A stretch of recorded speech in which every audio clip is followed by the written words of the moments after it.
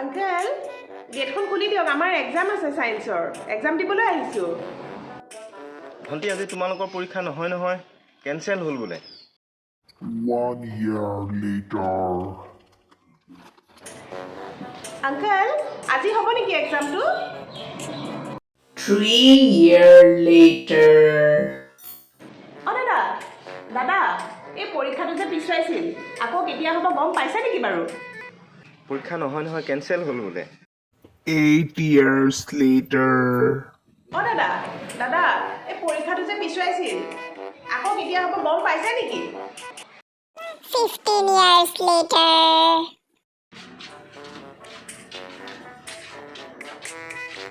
দাদা এই মেট্ৰিকৰ পৰীক্ষাটো যে পিছুৱাই দিছিলে আকৌ কেতিয়া হ'ব গম পাইছে নেকি কিবা নটিফিকেশ্যন ওলাইছে নেকি ইমান বছৰৰ পৰা আহি আছো দুটা ল'ৰা ছোৱালী হৈ গ'ল আৰু কেতিয়া হ'ব আৰু কিমান ৰখিব লাগিব 60 years later.